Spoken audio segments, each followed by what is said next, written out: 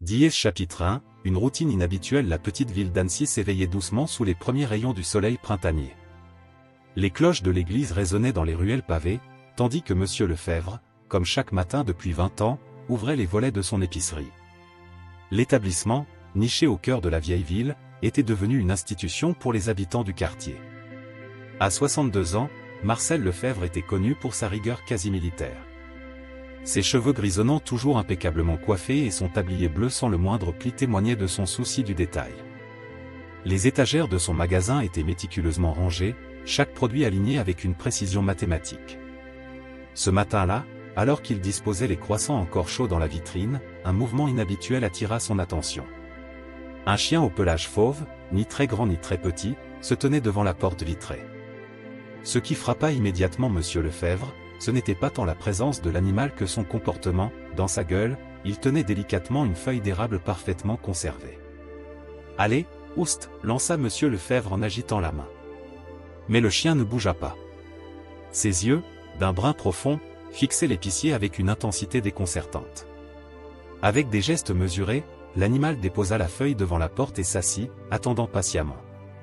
Madame Dubois, une cliente habituée des lieux depuis des années, observait la scène avec amusement. « Il vient tous les jours, vous savez, » dit-elle en s'approchant du comptoir. « Je l'ai vu faire la même chose devant la boulangerie des Martins et la librairie du vieux Guillaume. » L'information intrigua Monsieur Lefebvre, bien qu'il s'efforçât de ne pas le montrer. Il avait toujours privilégié l'ordre et la routine, considérant que les imprévus n'apportaient que des complications inutiles. Pourtant, quelque chose dans le regard de ce chien éveillait sa curiosité. Les jours suivants, le même scénario se répéta. Le chien, que les habitants du quartier avaient surnommé Beau, se présentait chaque matin à la même heure, une nouvelle feuille entre les dents.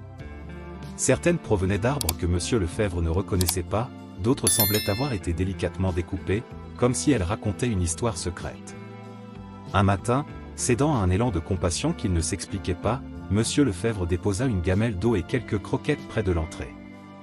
Beau les accepta avec une gratitude manifeste, mais continua son rituel quotidien, déposant une nouvelle feuille avant de partir. Ce que Monsieur Lefebvre ignorait encore, c'est que ce simple geste allait bouleverser sa vie bien ordonnée. Car derrière ces feuilles mystérieuses se cachait un secret qui dormait depuis des décennies dans les ruelles d'Annecy, un secret que Beau semblait déterminé à révéler. Dièse chapitre 2, les messages des feuilles. Au fil des semaines, une routine s'était installée entre Monsieur Lefebvre et son visiteur à quatre pattes. L'épicier avait commencé à collecter les feuilles apportées par Beau, les conservant soigneusement dans une boîte en bois derrière son comptoir. Ce qui n'était au départ qu'un geste machinal était devenu une sorte de collection involontaire, chaque feuille semblant porter un message énigmatique. Un après-midi particulièrement calme, alors que la lumière dorée de l'automne filtrait à travers les vitres de la boutique, Mademoiselle Claire, la nouvelle bibliothécaire, entra dans l'épicerie. Son regard fut immédiatement attiré par Beau, qui déposait ce jour-là non pas une feuille, mais un morceau de tissu ancien, orné de motifs à peine visibles. « Ces symboles » murmura-t-elle en examinant le tissu. « Ils ressemblent étrangement à ceux que j'ai vus dans les archives de la bibliothèque. » Elle releva la tête vers Monsieur Lefebvre, ses yeux brillants d'excitation. « Savez-vous que notre ville cache de nombreux secrets ?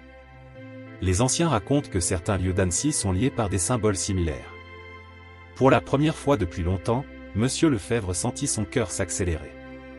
Il sortit sa boîte de feuilles et les disposa sur le comptoir. Claire les examina une à une, son expression passant de la surprise à l'émerveillement. Ces feuilles, elles ne sont pas choisies au hasard. Regardez, certaines portent des marques qui correspondent aux anciens plans de la ville. Cette révélation troubla profondément Monsieur Lefebvre. Comment un simple chien errant pouvait-il rassembler des indices aussi précis ?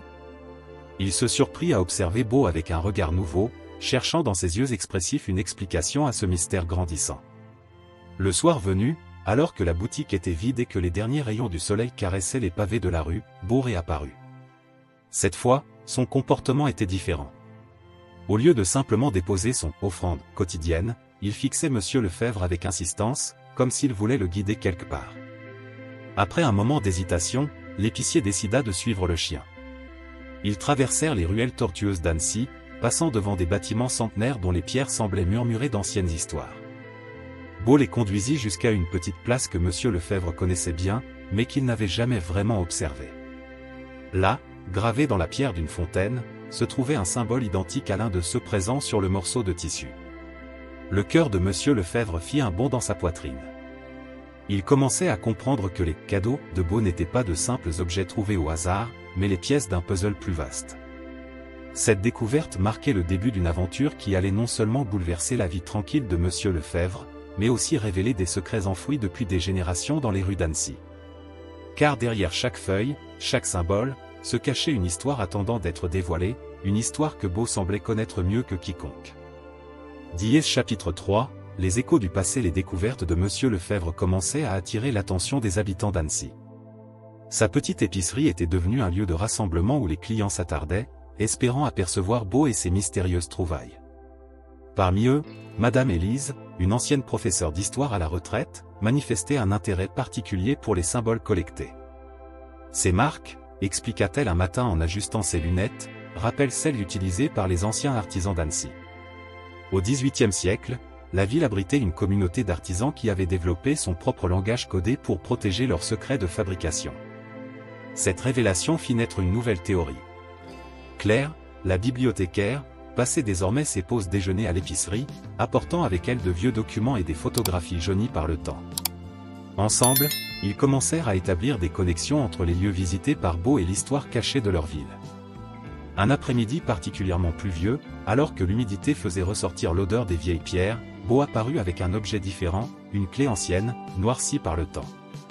Il la déposa délicatement aux pieds de Monsieur Lefebvre, son regard plus intense que jamais. Cette fois, ce fut Auguste, le plus ancien habitant du quartier, qui apporta un élément crucial. « Cette clé, murmura-t-il en la tournant entre ses doigts tremblants, je l'ai déjà vue. Elle ressemble à celle qui ouvrait les portes de l'ancien atelier des maîtres verriers, près de l'église abandonnée. » Les yeux de Beau semblaient briller d'une lueur nouvelle, comme si les paroles d'Auguste confirmaient quelque chose qu'il savait depuis longtemps. Le chien se dirigea vers la porte, s'arrêtant pour s'assurer que Monsieur Lefebvre le suivait. Cette fois-ci, leur périple les conduisit à travers des ruelles moins fréquentées, jusqu'à un quartier presque oublié de la ville. Les bâtiments y étaient plus anciens, leurs façades marquées par des siècles d'histoire. Beau s'arrêta devant une porte dissimulée derrière des années de végétation sauvage. Le cœur battant, Monsieur Lefebvre sortit la clé. Après quelques tentatives, le mécanisme rouillé céda dans un grincement. À l'intérieur, l'air était chargé de poussière et de mystère. Des rayons de lumière filtrant à travers les fenêtres sales révélaient un atelier figé dans le temps, des outils anciens, des établis usés, et sur les murs, des symboles identiques à ceux des feuilles de Beau. Mais ce qui attira immédiatement l'attention de Monsieur Lefebvre fut une série de marques gravées dans le sol, formant un motif complexe qui semblait pointer vers quelque chose. Beau s'assit près d'une dalle particulière, grattant légèrement le sol de sa patte. Cette découverte n'était que le début. Car sous cette dalle se cachait un secret qui allait non seulement éclairer le mystère des feuilles de Beau, mais aussi révéler une histoire oubliée qui changerait à jamais le visage d'Annecy. Dièse chapitre 4, les gardiens du temps. La découverte de l'ancien atelier avait transformé Monsieur Lefebvre. Lui qui, pendant des années, s'était contenté de la routine paisible de son épicerie, se surprenait maintenant à étudier les vieux documents d'Annecy avec une passion dévorante. Chaque soir, après la fermeture de sa boutique, il rejoignait Claire à la bibliothèque municipale, où il passait des heures à déchiffrer les symboles trouvés dans l'atelier. « Regardez ces marques », murmura Claire un soir, pointant du doigt un ancien registre. Elles correspondent exactement au motif que Beau nous a conduits à découvrir. Les maîtres verriers d'Annecy ne fabriquaient pas que du verre ordinaire. Ils créaient des œuvres uniques, des pièces qui, selon les légendes, contenaient des secrets. Beau, qui les accompagnait désormais dans leurs recherches, semblait comprendre chaque mot. Ses yeux intelligents suivaient leurs doigts sur les pages jaunies, comme s'il connaissait déjà l'histoire qu'il tentait de reconstituer. Un matin, alors que l'aube teintait le lac d'Annecy de reflets roses, Beau apparut à l'épicerie avec un nouveau trésor, un morceau de verre ancien, ses facettes taillées réfractant la lumière d'une manière particulière. Lorsque Monsieur Lefebvre le plaça près de la fenêtre, les rayons du soleil traversant le verre projetèrent sur le mur un motif complexe, similaire au symbole de l'atelier. Madame Élise, qui était devenue une collaboratrice précieuse dans leur quête, reconnut immédiatement l'importance de cette découverte. « C'est un prisme de guidage », expliqua-t-elle, ses yeux brillants d'excitation. Les anciens artisans les utilisaient pour créer des messages codés, visibles uniquement à certaines heures du jour. La nouvelle se répandit rapidement dans le quartier. L'épicerie de Monsieur Lefebvre devint le centre d'une véritable équipe de chercheurs improvisés.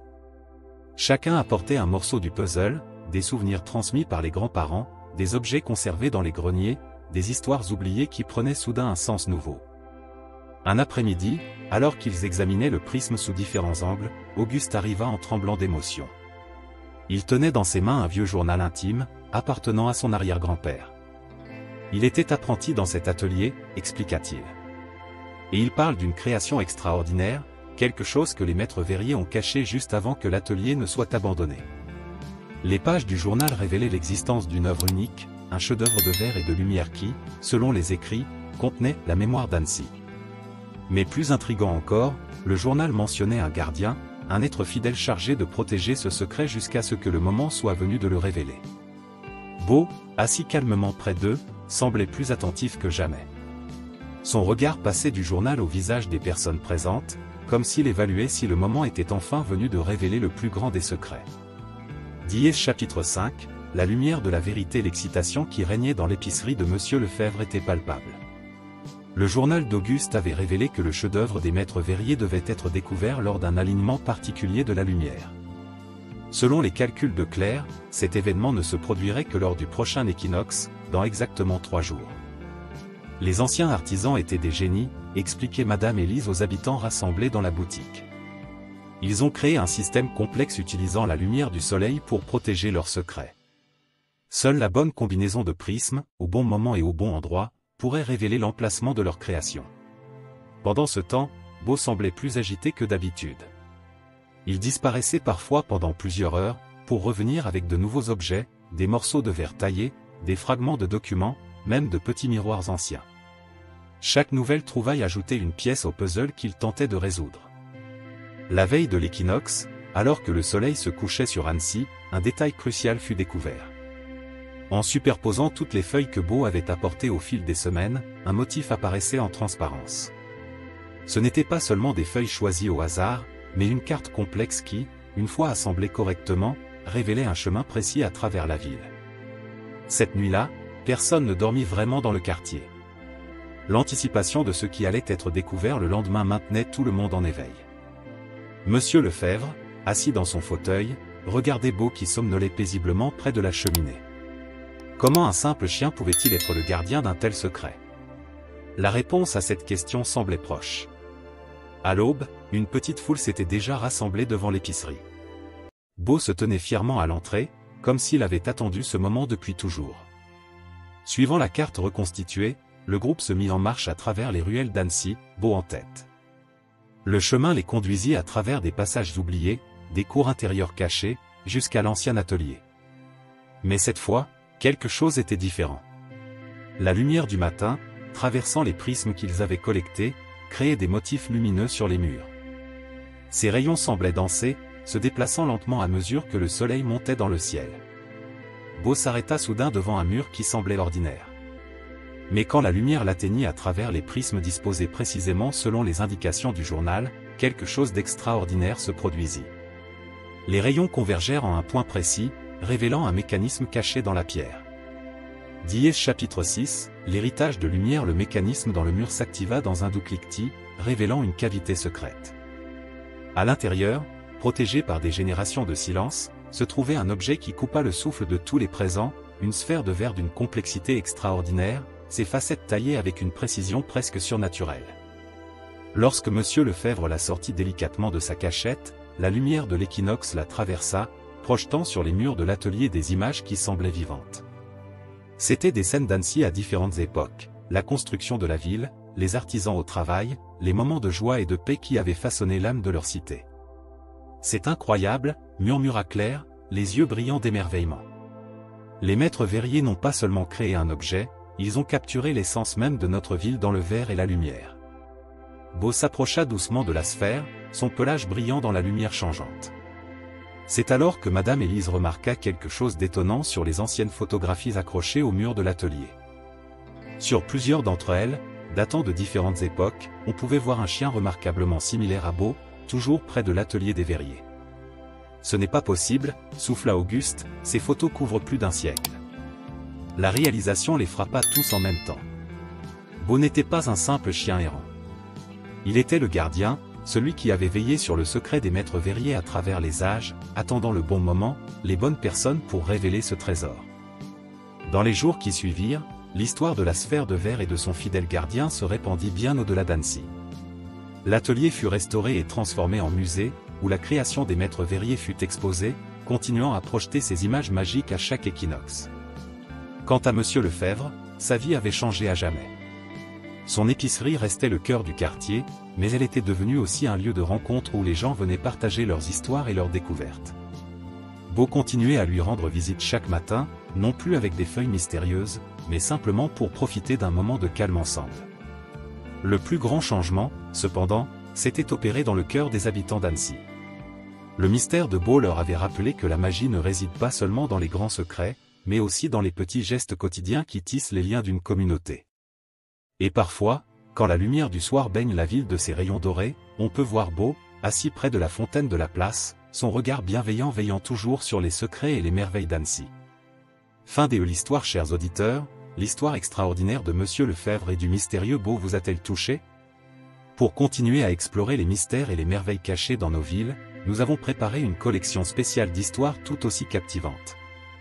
Vous les trouverez en cliquant sur le lien à votre gauche. Si cette aventure vous a plu, n'oubliez pas de vous abonner à notre chaîne et de laisser un « j'aime » à cette vidéo. Chaque jour, nous partageons de nouvelles histoires qui célèbrent la magie du quotidien et les liens qui nous unissent. Partagez vos propres histoires mystérieuses dans les commentaires, qui sait, peut-être que Beau veille aussi sur votre ville. Nous vous attendons avec impatience pour notre prochaine aventure.